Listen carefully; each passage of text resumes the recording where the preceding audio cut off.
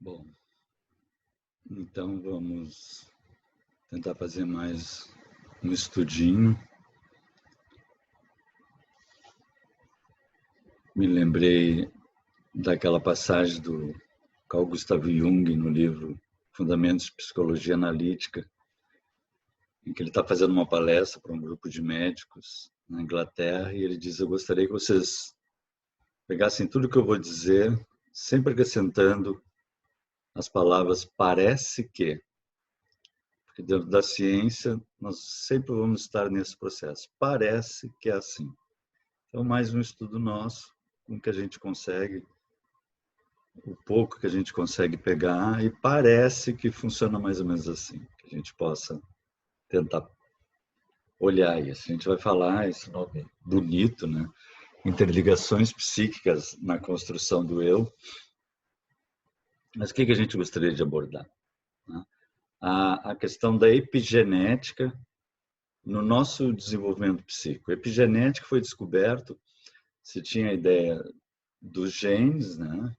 A gente catalogou os genes humanos, com o projeto Genoma, se achava que eles eram mais ou menos fixos, e depois se descobriu que nós atuávamos nesse processo, ligando e desligando os genes e modificando até o próprio cérebro, que se achava que os neurônios eram fixos e não nasciam novos neurônios, não se renovavam, se descobriu que até isso, numa areazinha ali chamada hipocampo, está constantemente nascendo novos neurônios, nós estamos construindo um novo cérebro.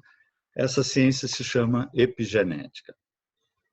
Essa capacidade de atuarmos no nosso DNA, nas nossas células, e reprogramarmos elas, retrabalharmos elas. Vamos falar um pouquinho sobre memórias, né?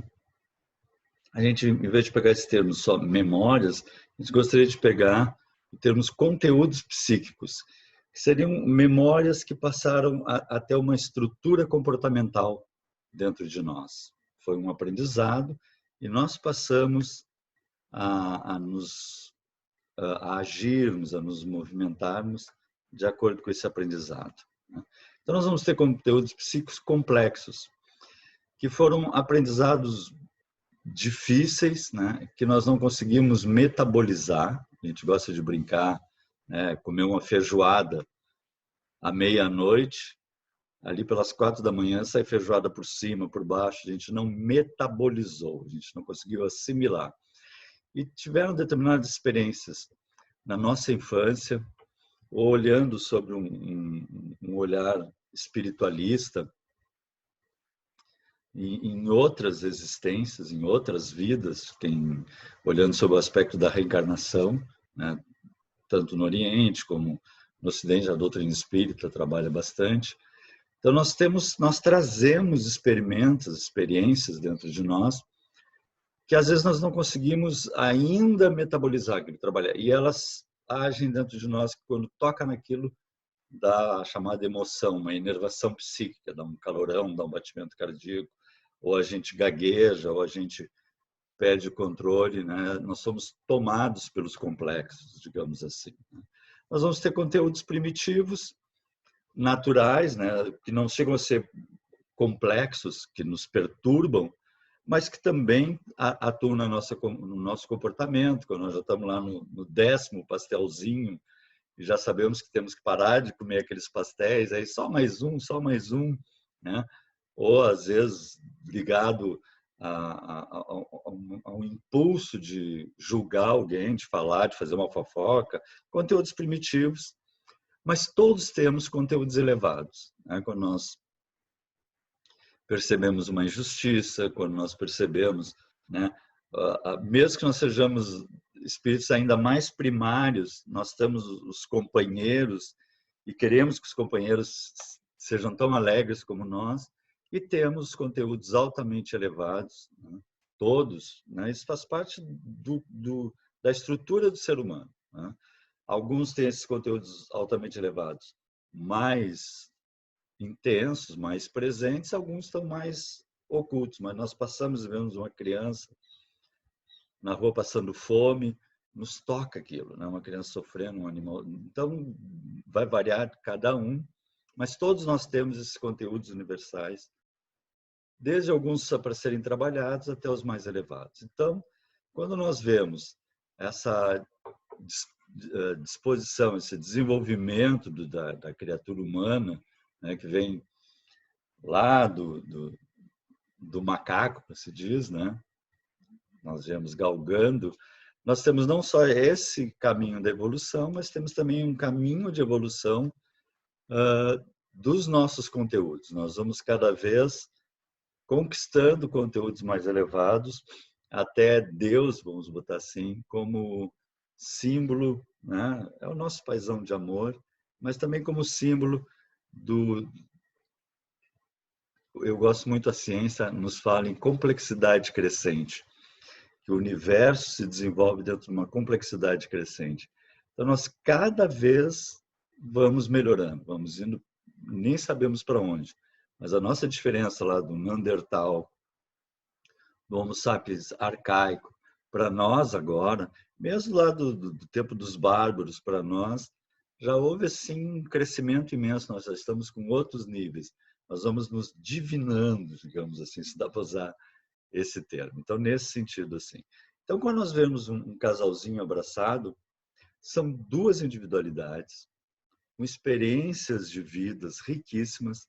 Ele tem toda uma série de vidas de experiência e ela toda uma série riquíssima de experiências individuais para serem até trocadas e experimentadas. Né? Então, seja qual for a relação, mãe e filha, seja qual for a relação, né? Nós vamos ter sempre a nossa riqueza interior e as nossas áreas trabalhadas e para serem trabalhadas. Isso é que é bacana, esse mundo riquíssimo que nós temos. Né? A gente, quem está acostumado com a nossa palestra, nós vamos abrindo parênteses, para depois ir encaixando. Então, vamos fazer um pequeno parênteses sobre computadores quânticos, né? Que é o Chan nas pesquisas do momento. Dois computadores quânticos podem se comunicar um com o outro instantaneamente. Aqui é interessante porque, se nós olharmos, dois computadores podem se comunicar rapidamente, né? Dependendo da nossa internet, se nós temos 10 megas, 100 megas, 200 megas, eles são cada vez mais rápidos para se comunicar. Mas aqui nós estamos falando a palavra instantânea, né? Mais rápido que a velocidade da luz. E aí já fica meio assustador, né? Sem depender de nenhuma rede ou conexão de transmissão de dados. Não tem Wi-Fi, não tem cabo, não, seja ela sem fio ou não. Então imagina, são dois computadores que se comunicam instantaneamente mais rápidos que a velocidade da luz, né? Sem nenhuma conexão. O futuro do mundo é encantador para onde nós estamos indo, né? Eu gosto muito daquela frase de Jesus: os justos herdarão a terra, né? Que cada vez vai ficar mais maravilhosa, né? Isso é chamado de conexão no local. Como é que eu posso ter algo mais rápido que a velocidade da luz? O próprio Einstein já tinha dito, se o máximo é por aquela questão energia é massa vezes velocidade quadrada. Eu tenho um pastor alemão aqui, saiu se divertir lá para frente. Massa é velocidade, E é mc2, né? Energia é massa, que nada, quanto maior a energia, maior a massa, então nada pode ser mais rápido que a velocidade da luz, no nosso mundo, né, de 3 dimensões unido à dimensão tempo.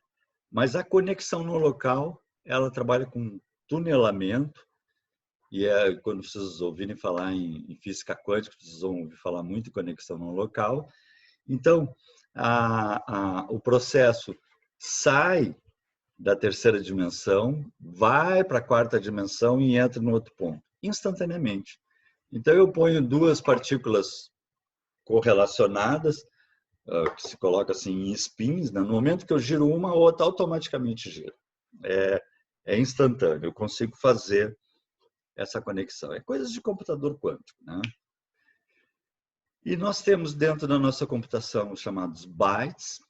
Na computação quântica nós vamos chamar de kibytes. Eles são, né, porque a gente trabalha com 0, 1, 0, 1, 0, 1, ligado ou desligado. E na computação quântica nós vamos trabalhar com 0 e ou 1. Imagina o que amplia isso. Mas, enfim, né? A questão é, o que nós somos? Né? Portadores de cérebros quânticos. Isso é que é interessante, né? Quem tem interesse nesse tipo de estudo, o Jeffrey Satinover, no livro O Cérebro Quântico, ele aborda o tunelamento que ocorre dentro do processo da nossa célula, do nosso DNA, o que faz todo o processo epigenético, mas nós não vamos entrar aqui nesse trabalho. Né? Ligações quânticas. Como é que se dá essa ligação quântica? Através de um fenômeno chamado entrelaçamento, que eu falei ali atrás há pouco. Né? Isso é possível graças ao fenômeno de entrelaçamento quântico, que está na base do funcionamento dos computadores quânticos. Há ali uma imagem do entrelaçamento. Depois de entrelaçadas, tudo que afetar uma partícula atômica afetará de forma idêntica e imediata a outra, qualquer que seja a distância que a separe. Eles recentemente fizeram um experimento, correlacionaram duas partículas, uma aqui no laboratório e outra no laboratório espacial, circulando em volta da Terra. No momento que eles mexeram numa partícula, a outra mudou o spin instantaneamente. Então, é totalmente independente de distância. Foi a distância máxima que se conseguiu fazer essa pesquisa e comprovar isso. E se consegue, antes de conseguir correlacionar só duas partículas, hoje já se consegue correlacionar milhões de partículas. Daí que está saindo o trabalho com computadores. E depois que dois computadores quânticos interagem entre si, passam a processar juntos. É um trabalho que está sendo elaborado, muito bacana. Mas a gente queria fazer esse comentário para falar um pouquinho sobre entrelaçamento psíquico. Né? Como é que nós podemos ter um entrelaçamento psíquico aqui, né, usando um simbolismo para tentar pensar a respeito? Né? Através de construção de memórias conjuntas. Lembra que a gente falou lá que os nossos conteúdos psíquicos eram a partir de memórias? Então, todos nós temos memórias. Né? Todos nós passamos, e aí passamos a entrelaçar, porque são memórias semelhantes, passamos por guerras. Seja em que época, seja que guerra foi, passamos pelos processos de guerra.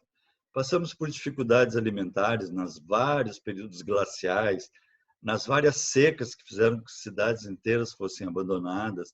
Então, todos nós, nos milhões de anos que vivemos, né, 3 milhões já desenvolvendo como praticamente o Homo, né, e 200 mil de Homo sapiens ali, questões de superioridade, subalternidade, seja qual for ela, né, todos passamos, estivemos numa ou noutra posição de aprendizado.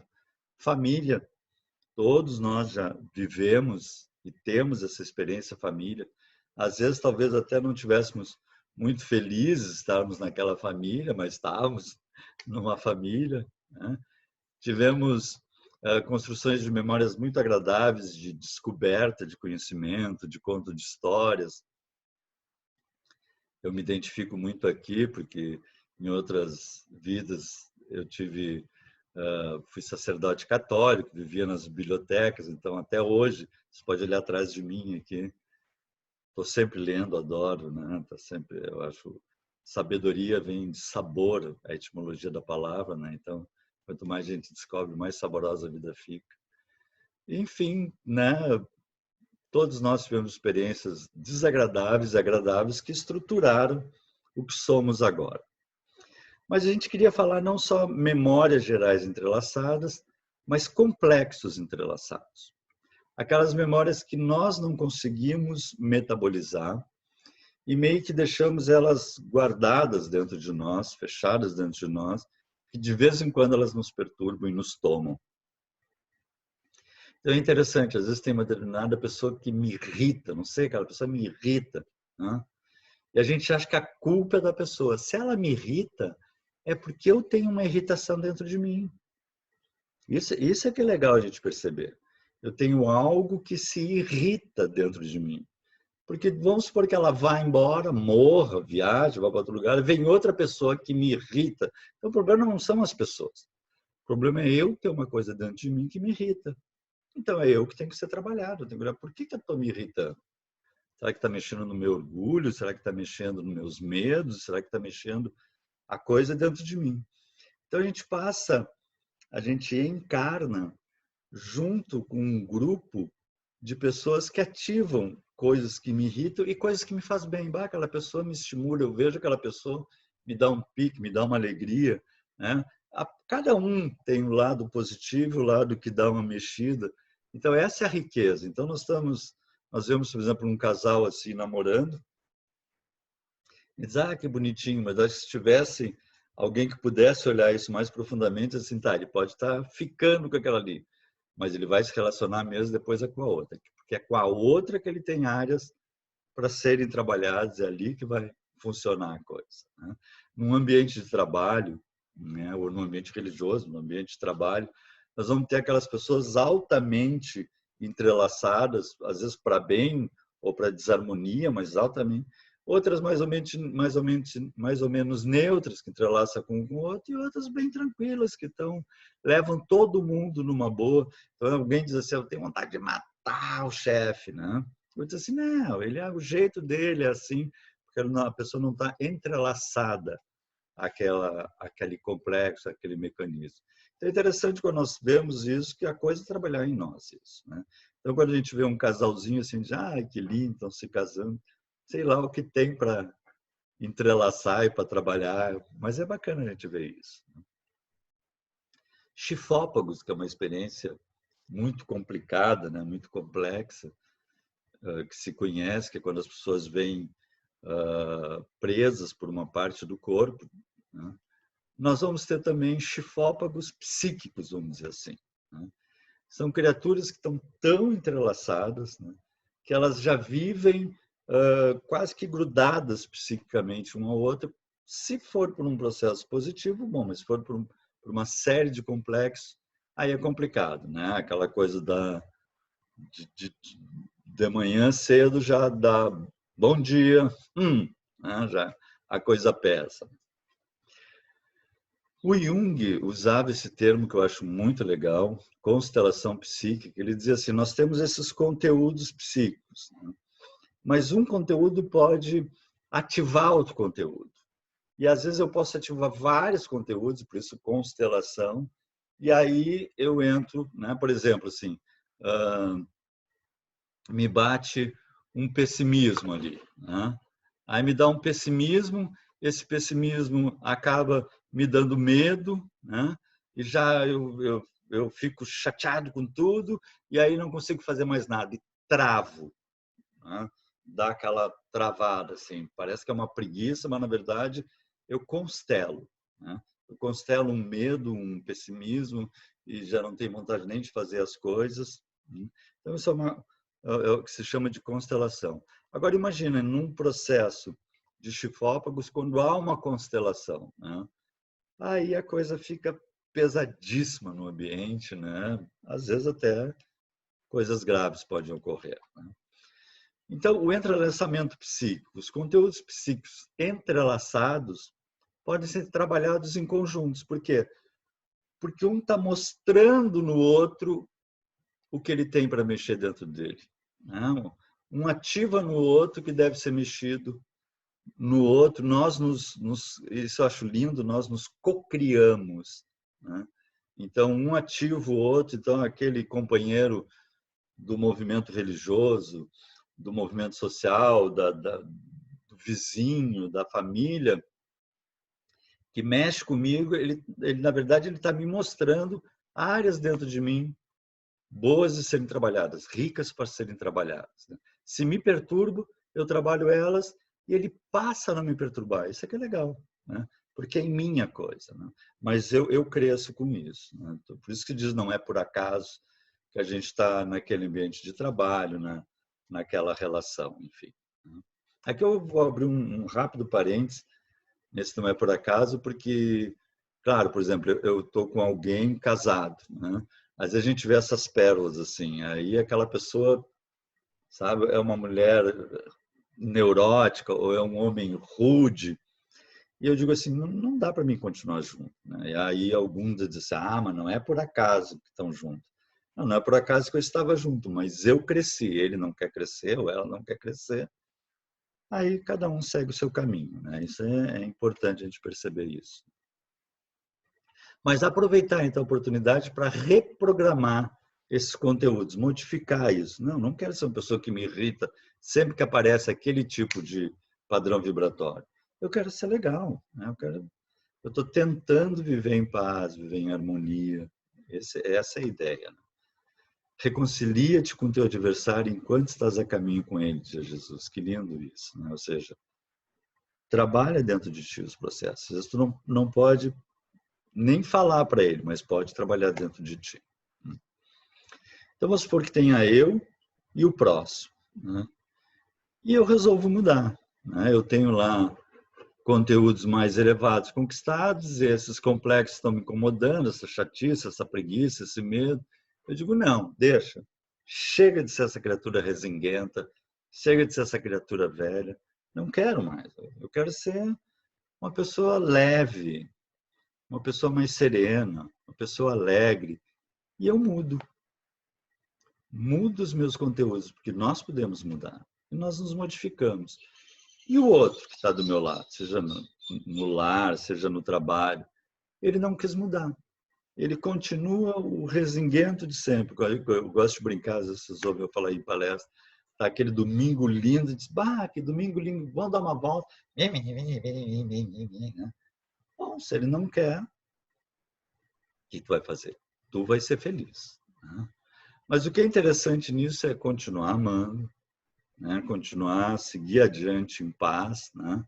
Porque o que acontece, né? Agora eu não tenho mais sintonia vibratória e, portanto, eu me desentrelaço. Se antes a irritação dele me irritava, a irritação dele agora me dá pena, né? Mas eu deixo, né? Cada um no seu tempo. A gente não incomoda o outro, né? Cada um no seu tempo. A gente não gosta de ser incomodado, a gente não incomoda o outro. Cada um no seu tempo, eu deixo ele seguir o seu tempo, mas eu quero ser feliz. Né? Vamos de novo abrir um outro parênteses agora sobre mecanismos da memória. Um dos primeiros estudiosos da memória foi Claparède, na França. Ele fez experiência com um paciente que perdeu a capacidade de guardar novas memórias, ou seja, foi um paciente que teve uma lesão numa areazinha do cérebro lá que se chama hipocampo, e era impossível guardar qualquer outra memória. Então ele entrava na sala e dizia, bom dia, prazer, sou Claparède. Ela dizia numa paciente, prazer, fulana de tal. Ele saía da sala, contava até 3, voltava, ela não lembrava mais dele, porque ela não guardava nenhuma memória nova. Aí ele dizia, bom dia, sou Claparède. Ela cumprimentava. Aí ele teve uma ideia. Ele colocou uma agulha na mão. Entrou e disse, bom dia, sou Claparède. Quando ele cumprimentou ela, fincou a agulha na mão dela. E ela sentiu aquela picada, não gostou, e ele saiu. Quando ele voltou, ela não lembrava de mais nada. E ele disse assim, bom dia, Claparède. E ela botou as mãos para trás e disse, bom dia, fulana de tal. Veja que interessante.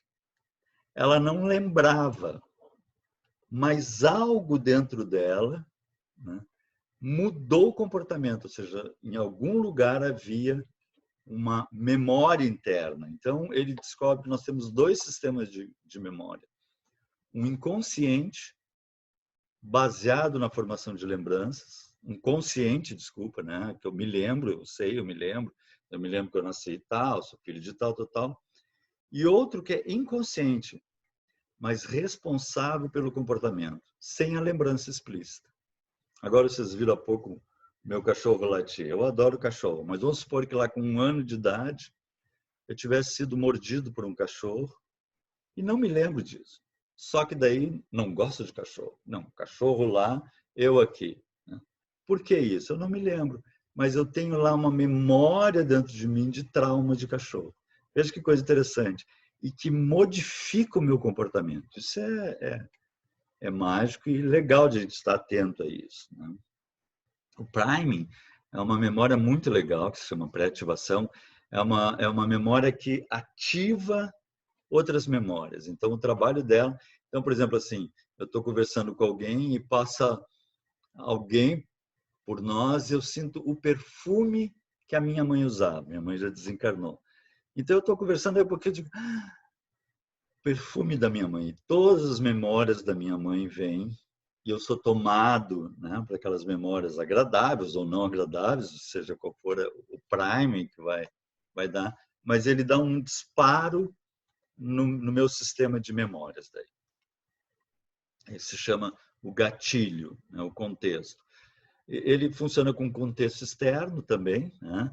Um local, um ambiente. Às vezes a gente está na cozinha e aí se lembra que tem que pegar uma coisa, vai na sala, chega na sala, diz, o que eu vim pegar mesmo? Aí a gente volta para a cozinha, porque lá na cozinha que dá o gatilho. Aí, tá, era isso. Então o ambiente nos dá um gatilho ou um contexto interno, né?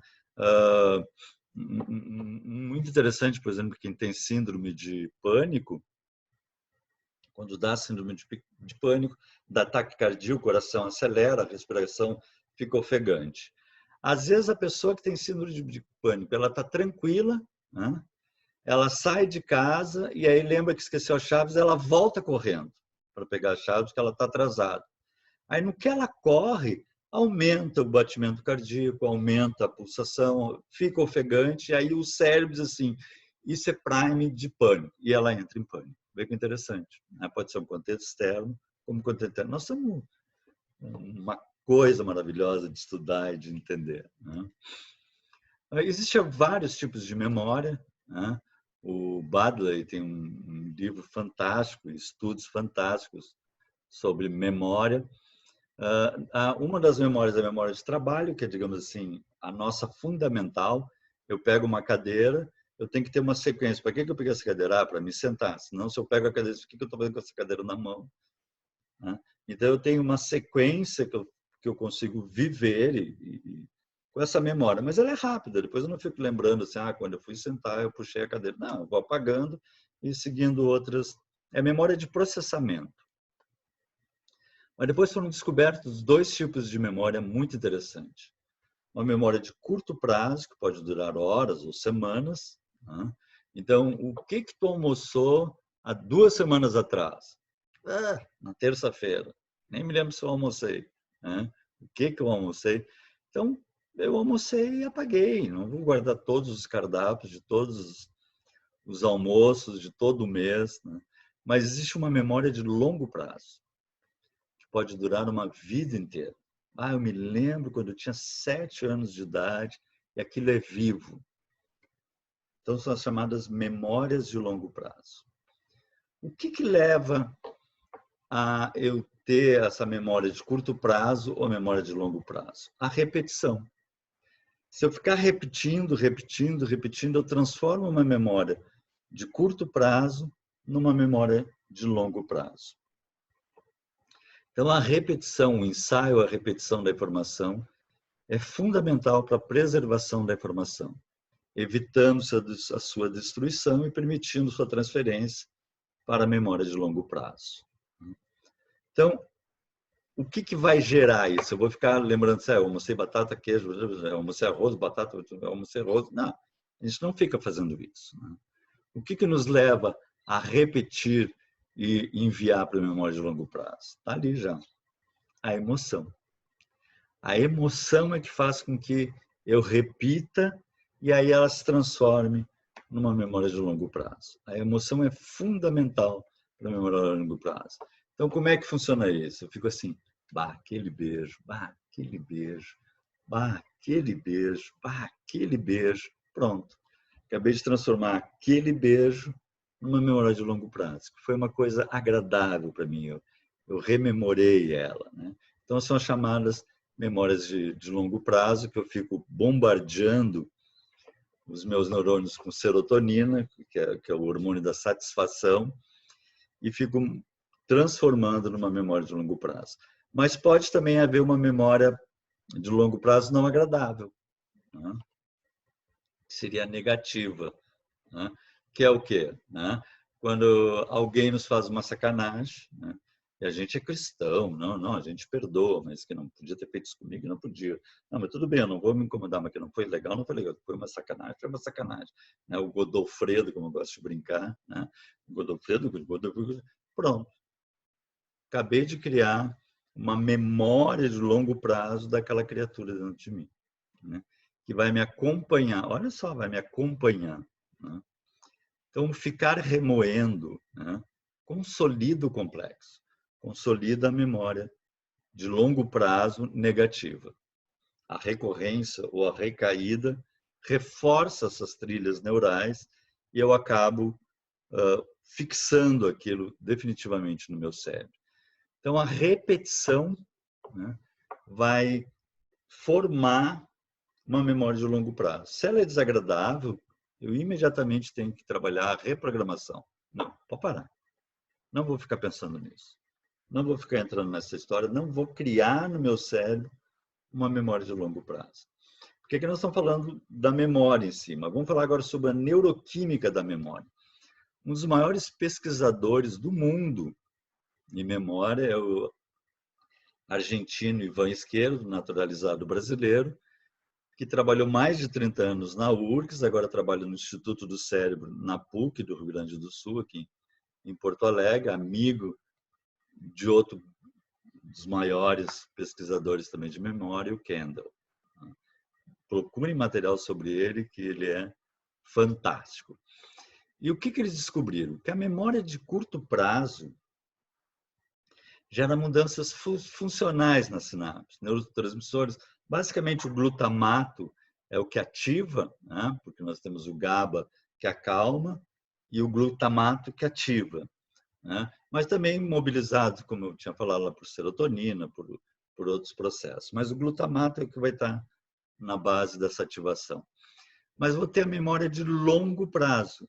E a memória de longo prazo, e aí que é interessante, se a memória de curto prazo são mudanças funcionais, só aumenta o glutamato, diminui o glutamato, os neurotransmissores, a de longo prazo tem mudanças estruturais na sinapse. As sinapses são, eu vou ter o meu neurônio, né, e vou ter meus dendritos, e aí eu vou aumentar esses dendritos, né? Sinapse seria o espaço entre para me comunicar com outro neurônio. E isso é o que se chama de epigenética, que nós tínhamos falado lá adiante. Então, veja o que interessante aqui. No primeiro, eu tenho aqui o meu neurônio conversando com outro neurônio através da liberação de neurotransmissores. Aí eu crio uma memória de curto prazo. Né? O que eu comi tal coisa, amanhã já não me lembro mais, ou dali uma semana não me lembro mais. Mas eu posso ter aquela memória de longo prazo, que eu fico relembrando, eu vou tendo pulsos, né, de serotoninas, se for uma memória prazerosa, e aí eu crio, olha só que interessante, eu crio um novo dendrito e novas conexões sinápticas. Então, veja assim, eu modifico o meu neurônio, eu crio uma perna no meu neurônio, quando eu estou fazendo uma memória. Aqui nós podemos ver, então, um neurônio normal, em repouso, e aqui depois de sensibilizado para uma memória de longo prazo. Aqui, de novo, antes de conquistar a memória de longo prazo, depois de conquistar a memória de longo prazo. Então, nós constantemente modificamos o cérebro. Vê a importância disso. Né? Vê o quanto os nossos pensamentos estão modelando e a riqueza que nós temos para isso. Né? Vou abrir um parênteses agora sobre pesquisas sobre memórias de vidas passadas, né? Que são pesquisas muito interessantes. Né? O Barnard fez 35 anos de estudo, escreveu 6 livros, pesquisou mais de 1.100 casos. O que são essas memórias de lembrança de vidas passadas? Ele esteve aqui no Brasil, foi conhecer o Chico Xavier. São memórias de crianças, né, que com 2, 3 anos começam a falar e começam a dizer: eu não sou teu filho, eu tenho um outro pai, uma outra mãe, eu não sou dessa cidade, eu sou de uma outra cidade, sou lá do sertão de Sergipe, lá de Cariri, sei lá, né? E os pais começam a achar aquilo estranho, né? Mas tanta criança insiste que eles vão a Cariri e descobrem que realmente existiu uma pessoa que se chamava o nome que ele diz, levam a criança lá, a criança já corre na rua e vai naquela casa, essa é a minha casa, e entra, essa aqui é minha mãe, né? Pega as fotos, diz, o fulano, o Beltrano. Algumas falam outro idioma, não, eu nasci na Itália, enfim. O Haraldson, tive a oportunidade de conversar pessoalmente com ele num congresso, também uma pessoa espetacular, ele narra o caso de um rapaz, dos vários que ele pesquisou, ele fazia incensos e aí ele desencarnou. Normalmente, só também abrindo um outro parênteses, 99% dos casos são pessoas que morrem de forma trágica, rápida, trágica, e reencarnam antes de 9 anos entre uma encarnação e outra, né? O que são esses estudos são estudos que sugerem a reencarnação até. Porque normalmente o nosso período entre uma encarnação e outra, né, segundo André Luiz e o Hernani Guimarães de Andrade, como um grande pesquisador, ele gostava de dizer, é de 2 a 3 séculos, o normal, né? Então aquela coisa assim, o vovô morreu, aí a vovó fica triste, aí nasce o netinho, é o vovô que voltou. A vovó assim, perdi meu velho, né? Porque ele voltou, agora eu vou, agora não me encontro mais. Não, então a gente vai desencarnar, vai encontrar o papai, a mamãe, o vovô, a vovó. Nós viemos em famílias para cá, em turmas, né? Então, mas em alguns casos, por algum motivo, nos mecanismos da lei divina, é interessante que eles retornem imediatamente. E esses que retornam imediatamente trazem muito fortes as memórias da vida anterior e por isso se lembra. Esse rapaz, por exemplo, eles levaram depois ele na família dele, que ele dizia que pertencia, ele chegou, já foi abraçando, criancinha daí, né, com 4 anos de idade, foi abraçando todo mundo, dizendo os nomes, olhou os incensos, vocês mudaram as embalagens, não era assim. Ele lembrava de tudo. São estudos muito interessantes. O Hernani Guimarães de Andrade, que eu falei, engenheiro, Hernani, ele fez um estudo muito interessante aqui nesse livro, Reencarnação no Brasil. Ele aborda 8 casos no Brasil, colaborou, nós vamos falar adiante, o Dr. Ian Stevenson. Ele tem um caso de uma menininha, de uma família portuguesa em São Paulo, todos portugueses, assim, de tradição portuguesa, mas paulistas, né? E a mãe estava fazendo massa e a menininha com 3 anos disse, oba, pasta! E a mãe disse, o que está dizendo? Pasta, macarrone! Ela diz assim, mas o que está falando? Está falando italiano, que ninguém fala italiano? E eu parlo. A menininha com 3 anos. E começou a lembrar da sua vida passada, de vários fatos da vida passada. No final, eu não vou contar, mas deixo para vocês lerem esse livro, mas compre uma caixa de lenços, que é lindo, lindo, muito bacana, assim, né? O Tucker eu também tive a oportunidade, em inglês, tive a oportunidade de conhecer ele também num simpósio. Uma pessoa muito querida, um estudioso que deu continuidade aos trabalhos do Ian Stevenson também. Ele narra um pai que está trocando as fraldas do filho, né? Também por volta dessa idade, 2 para 3 anos, e a criança olha bem para ele e diz assim, eu troquei muitas tuas fraldas. Eu acho que eu levava um susto, assim. E o pai diz assim, o que tu diz? Não está te lembrando de mim? Eu sou o avô tal. Aí começa, e aí o pai traz um álbum de fotografia, ele começa, a fulana, a beltrana, pessoas que já tinham morrido. Chega numa parte e diz, meu carro! Ele tinha um carro que ele adorava muito. Então, veja, são estudos, além de lindos pelos estudos, são emocionantes, né? E o Ian Stevenson foi o maior pesquisador nessa área, 40 anos de estudos. Ele escreveu o último livro dele, foi esse aí, um livro de 2.300 páginas. Ele pegou 225 casos de 2.600, em que, porque como eu falei, né, normalmente são indivíduos que têm uma morte trágica e depois nascem as crianças lembrando da vida passada. E ele quis ver se haveria alguma cicatriz, vamos por assim, da tragédia passada. E ele passa a estudar as chamadas marcas de nascença, né? Então, aqui é um menino que lembrava que tinha na vida passada, era um fulano de tal, eles vão pesquisar a autópsia, né? E na autópsia ele tinha recebido um tiro no peito e ele trazia exatamente as marcas da autópsia. Esse aqui tinha levado uma machadada, né? Ele trazia as marcas da machadada. Esse aqui morreu com um tiro que atravessou a cabeça de ponta a ponta, e na autópsia eram exatamente as marcas, entre aspas, cicatrizes que ele tinha, né? Entre aspas, as marcas de nascença, do ponto onde a autópsia dizia que ele lembrava que tinha sido, ele era senil nessa vida, lembrava que tinha sido senil na vida passada, tinha morrido com um tiro que tinha atravessado, e eram exatamente as marcas que ele trazia. Então, são estudos muito interessantes, que ultrapassam o espaço-tempo, né? Ou seja, vai além de só uma encarnação. E o que é interessante é isso.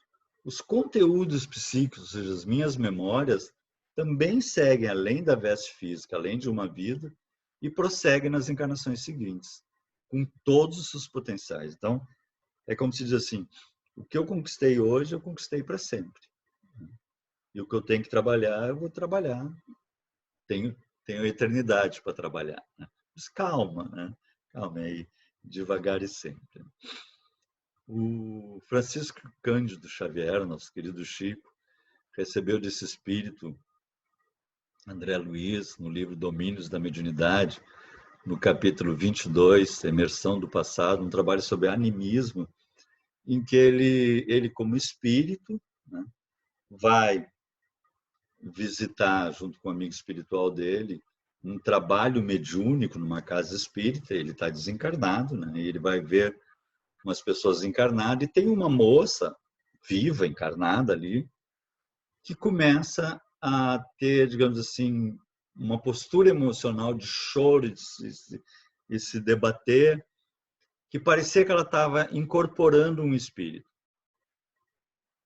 E o André Luiz, que estava desencarnado, olha assim, mas ali não tem espírito nenhum, ela está fingindo isso, não tem nenhum espírito ali com ela, que se chama animismo isso, né? Uma coisa da própria pessoa.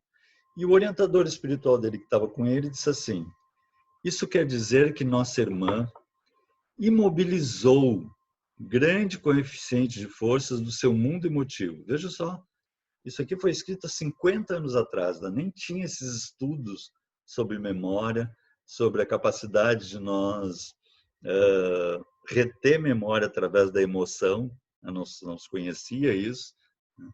E ele já colocava assim, imobilizou, ou seja, ela ficou persistindo naquela memória de um noivado que se desfez, o noivo traiu, abandonou, e ela ficou com aquilo, né? Então, isso quer dizer que nossa irmã imobilizou o grande coeficiente de força do seu mundo emotivo em torno da experiência a que nos referimos, a ponto de semelhante cristalização mental, né? Há 50 anos atrás, que termos ele ia dizer, falar em epigenética não existia, né? Modelagem do cérebro não existia. Cristalização mental, haver superado o choque biológico do renascimento no corpo físico. Ou seja, trouxe de uma vida para outra. Só que em vez de eu trazer uma cicatriz na pele, eu trago um cérebro modelado, né? Uma modelagem no meu cérebro espiritual, eu trago aquela memória que eu não resolvi na vida passada, veja só, né? De uma vida para outra.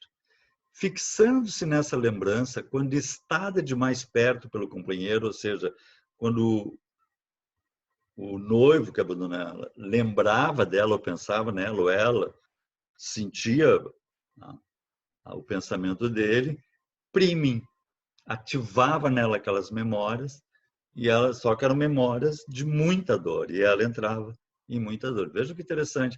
Às vezes a gente está caminhando na rua e dá uma certa melancolia. Se a gente parasse, a gente ia ver que passou e ouviu uma música de um namoro que terminou, ou de uma pessoa que morreu, né? Então, ativa emoções. Nesse caso, ativava de uma vida para outra emoções graves não resolvidas, né? Então, esses gatilhos inconscientes nós temos muitos dentro de nós, principalmente numa relação, às vezes, mais difícil que nós temos que trabalhar. Então, é interessante porque quantas agulhadinhas a gente não deu ou não levou, e a gente não sabe.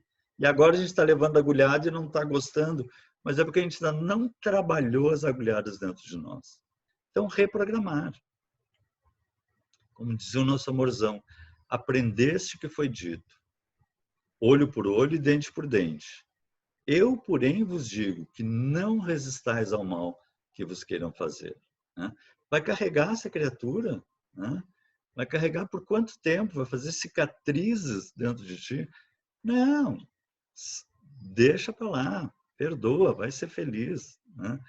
A epigenética é para te reconstruir como uma nova criatura. E que se alguém quiser pleitear contra vós, para vos tomar a túnica, também lhe entregueis o manto. Se alguém vos obrigar a caminhar 1000 passos, caminhei 2000. Dai aquele que vos pedir, e não repilais aquele que vos queira tomar emprestado. O que é isso? Não sintoniza com o padrão negativo. Ama, reprograma o teu processo interno. Se ele está naquele mecanismo, é dele. Cada um tem seu tempo, como a gente colocou. Mas tu quer ser uma criatura renovada. Tu quer trabalhar o amor. Agora vamos supor um caso assim que não acontece, né? Brincando. Vamos supor que eu continuo resinguento e o próximo, seja no colega de trabalho, seja meu parente, meu cônjuge, meu filho, resolveu evoluir. Né? Vamos supor que seja meu cônjuge, né? Meu esposo, minha esposa, resolveu evoluir e eu continuo resinguendo. Ele evoluiu. E ele agora é uma pessoa muito mais tranquila, muito mais sereno. E eu fico aqui, agora perdoa todo mundo, eu continuo mesmo resinguento. Né? O que vai acontecer? Vamos desencarnar e ele vai seguir a caminhada dele. Isso é que é lindo, né? Nós estamos juntos aqui, mas somos individualidades. Se um quer crescer e o outro não quer, aquele cresce e segue. E eu fico. Né? Então, vamos supor que eu tenha lá aqueles experimentos que eu falei lá de guerra, de subalternidade, alimentação, enfim, e ele tinha iguais. Ele trabalhou os dele e ele foi. E eu não, eu continuei com meus mesmos complexos, as minhas mesmas neurosezinhas, o mesmo bobalhão aqui. O que vai acontecer? Vou encarnar como? Né? Com ele? Com o meu próximo? Não, ele foi, vou ter que encarnar com outro, ou com outra, né? Que vai ativar em mim isso, que vai me convidar a me trabalhar dentro de mim. Só que esse outro tem problemas de subalternidade e de poder, só que outros experimentos. Ele tem problema com a alimentação, só que outros problemas. Ele teve em guerra, só que outras guerras. E ele tem questão com família, só que a família é monstro. Mas é o que eu tenho agora. Agora é o que sobrou para mim trabalhar. Para ativar dentro de mim. Tem que ser uma coisa mais forte para ver se agora ativa dentro de mim essa coisa e eu resolva mexer dentro de mim isso. Não culpar o outro, ou dizer que o outro... Não, eu preciso disso. No momento que eu trabalhar isso dentro de mim, aí eu me liberto. Né? Então, por isso Jesus, aquele amorzão, imagina, ele não tinha como nos explicar tudo isso. Né? Mas ele dizia assim, reconciliai-vos o mais depressa possível com o vosso adversário. Olha que amor. Né? Porque é interno o teu processo. Enquanto estás com ele a caminho, aproveita, porque ele é o melhor para ti. Senão vem coisa pior ainda, porque está muito duro. Para que ele não vos entregue ao juiz. E o juiz não vos entregue ao ministro da justiça. O que é isso? O ministro da justiça? A epigenética. A construção de nós mesmos. Não tem ninguém dizendo assim, tu é neurótico, tu não é neurótico. Não, a gente é neurótico.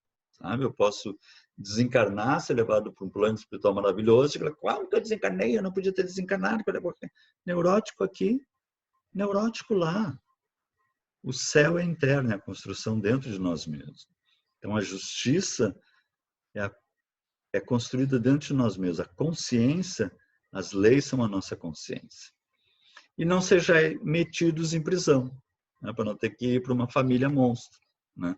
Para um trabalho monstro, né? Para um ambiente de trabalho monstro, né? E quanto tempo eu vou ficar nisso? Quanto tempo eu vou ficar nessa situação, desse trabalho, dessa família? Digo-vos em verdade, que daí não saireis enquanto não houverdes pago o último ceitil. O que é isso? Enquanto não crescer. Porque a ideia é justamente sai desse astral, né? A gente é difícil a gente às vezes ver na gente isso, mas a gente vê no outro, né? Cara, deixa para lá, vai ser feliz, esquece ele, esquece ela, vai viver, né? E a pessoa tem... Então, isso é que é interessante a gente perceber, né? É sempre para nós sermos mais felizes. A vida o tempo todo nos convida à sublimação, à grandeza espiritual, à capacidade de sermos felizes. Então, vamos voltar para o próximo, que é mais legal o próximo, né? O outro é mais complicado. Vamos ficar com o próximo. E aí, o que eu faço com o próximo? Já que está difícil. Eu sei que eu tenho áreas muito legais, por exemplo, eu gosto, vamos supor, né, de plantas, de coisas. Ele gosta de ler, eu gosto de esporte, ele gosta de meditação, enfim. Todos nós temos coisas legais. Nós temos coisas difíceis, mas todo mundo tem uma parte boa. Como se diz, Jesus via a parte boa. Ele não vê a Madalena desequilibrada, ele vê aquela Madalena que foi a primeira que ele volta depois, quando ressuscita, aquele espírito maravilhoso. Ele não vê Pedro negando, ele vê Pedro alicerce. Então ele via a parte boa de cada um. E a gente tem que ver a parte boa de cada um, olhar com amor. Não, tudo bem, atrás daquela barriga, como posso explicar, tem um cara legal, né? Construção de um cérebro novo. A Nancy, que é uma pesquisadora, foi uma das que trabalhou na DMS-4, nesse livro Admirável Cérebro Novo, é muito legal, muito acessível. Ela coloca essa frase que eu acho linda. Enquanto vivemos cada minuto, de cada dia, de cada ano, olha que lindo isso. Fazemos escolhas que mudam nossos cérebros. E, por fim, mudam quem somos. Olha que coisa linda isso, né? A neurociência percebendo isso.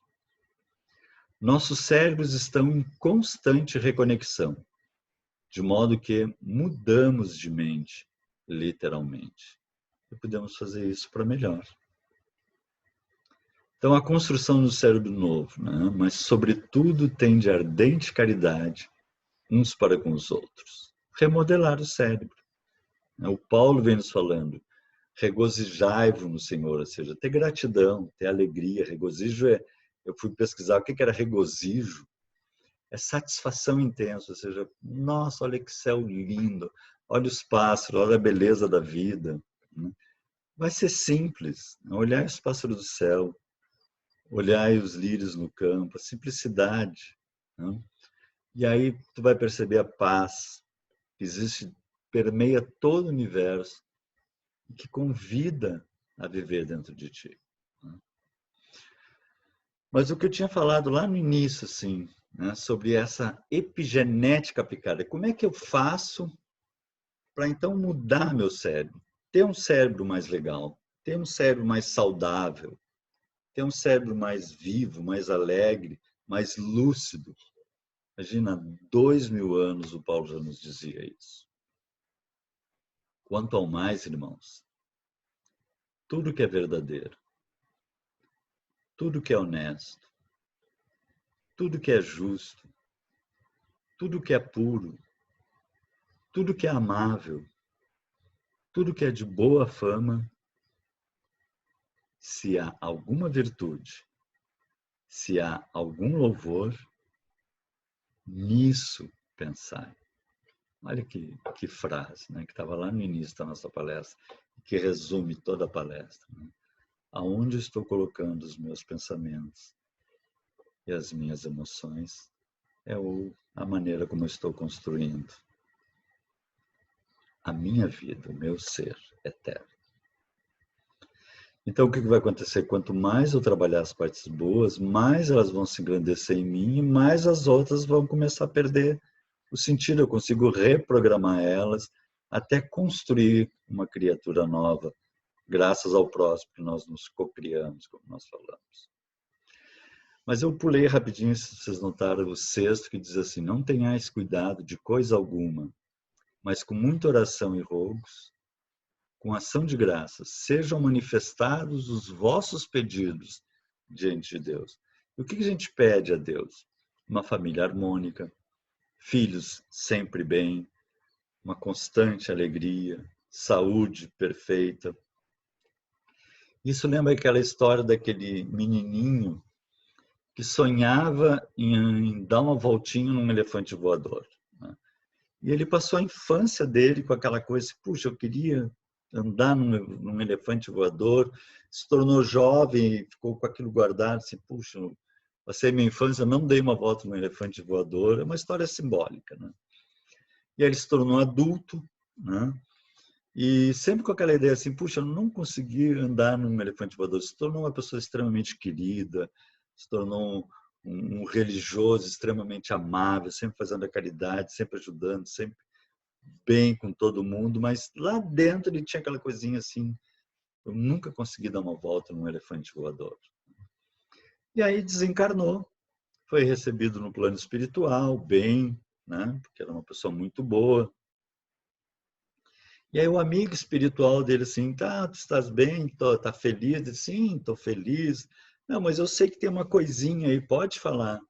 E aí ele não aguentou e disse assim, sim, eu trago essa dor dentro de mim, assim, que eu nunca consegui andar num elefante voador, dar uma voltinha num elefante voador. Aí o amigo espiritual dele olhou para ele assim, tu quer que eu te diga por que tu nunca conseguiu andar num elefante voador? E ele disse assim, quero, quer mesmo? Quero. Então tá, tu nunca conseguiu andar num elefante voador, porque elefante voador não existe. Simples. Então, família harmônica sempre vai ter aquele irmão, aquele pai, aquele tio, aquele genro. Faz parte do nosso crescimento. Filhos bem, sempre vai ter todas as fases. Eu tenho 3 filhas, eu me lembro assim, o namoradinho me abandonou, era aquela choradeira, né? Ou não passou no vestibular, ou tirou nota baixa. Faz parte, vai ter os momentos de alegria e os momentos de trabalho. A própria alegria é impermanente, porque faz parte eu ter momentos de alegria, momentos de tristeza que me levam à introspecção. A própria saúde, ninguém tem saúde perfeita sempre.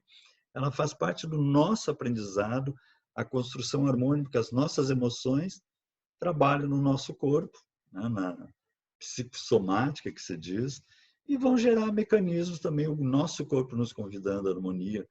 Então, peçamos tudo isso, mas sabemos que é uma escola onde estamos aprendendo, isso faz parte do processo. Nós estamos num mundo de impermanência.